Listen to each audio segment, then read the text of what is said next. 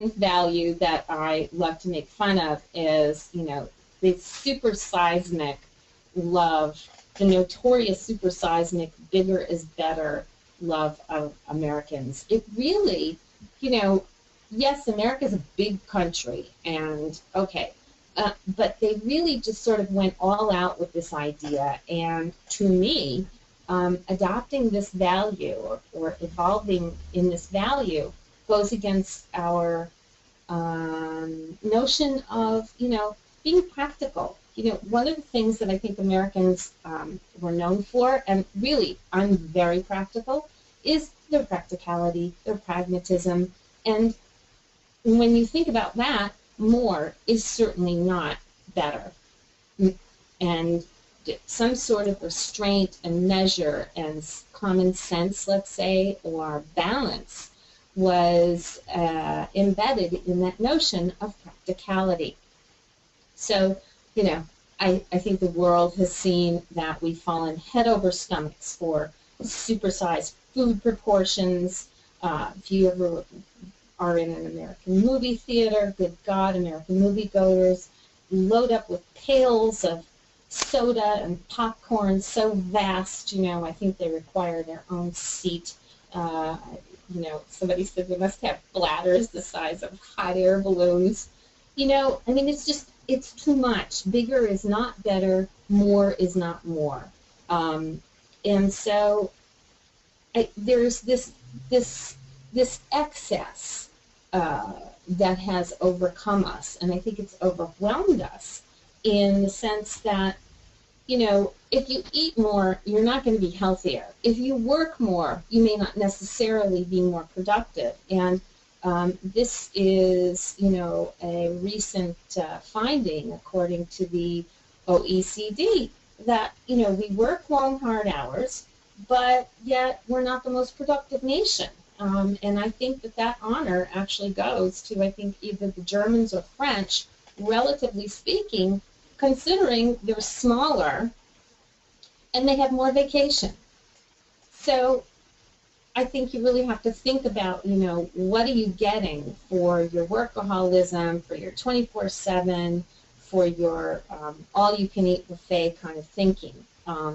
Some researchers have said that people view others as having a higher status when observing them choose the largest item among the set. They've also found that those who feel less powerful are more likely to choose larger items than people who feel more powerful. And thirdly, people who feel especially needful of a status bump prefer larger sizes when big is considered better. There's a bit of an inferiority chip in there. You want to be more flashy when you may not have as much money to compete with the rich guy next door, sort of thinking. We in turn have a sort of feeling of disconnection. We are completely connected virtually to this fake world, connected to mechanical, non-human devices like cell phones and so forth. But I wonder if this isn't having the reverse effect. Americans lead a very isolated life. They are not social group people, and their relationships, either with their families and friends, can be a very different one than outsiders are used to experiencing. And in addition, this is also connected to this idea of, when we're thinking about individualism and getting more of and wanting to be more of and being excessive about something, it made me think and connect this dot. And by the way, this kind of thinking that you're hearing from me is very, it's how sort of anthropologists think. They connect the dots from seemingly unrelated things to each other. And so my background being in anthropology, this is how I tend to think. I sort of keep connecting, how things are related. And, years ago, there were very few special celebrities, personalities, or people that we thought were special.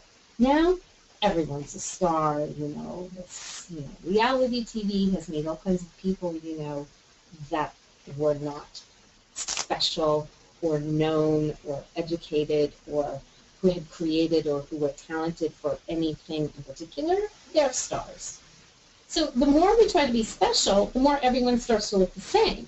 The movie stars now all dress the same on the red carpet. Everyone gets plastic surgery to have this kind of one-size-fits-all kind of perfect face, which I thought was kind of strange. So instead of being the individuals and the special and unique people that we say we are, puritanical kind of modesty groups, in this sexualization of marketing and products and consumerization, the pornification of everything. You see kids in their selfies even taking these stances that are, sort of mildly provocative, although they don't realize it. So that everyone is sort of sexualized, and we've seen, there's strip clubs for executives, and there are Hooters restaurants, Girls Gone Wild, Viagra, oh my God, and the erectile dysfunction ads, oh my God, it's so insane. So this bigger is better, notion that I'm talking about is really a metaphor for the more is more of everything, and I'm not so sure that it's serving us well. Too much of a good thing, as they say, is not quite a good thing. And then the other idea, the contra to big food, say, was value food as well. So everything is sort of cheaper as well. Or the quality and the green revolution, where everything is very, very expensive. So you've got big money and or big food. I think those are great observations. And I think what's really funny is that I just sort of live in this schizophrenic country. I mean, and that's really what this webinar is about. It's kind of like you scratch your head and go, wait a minute, is this the place I grew up in? I'm one of those kids from the 60s who grew up with the old school American values, and they're just like, what is this all about?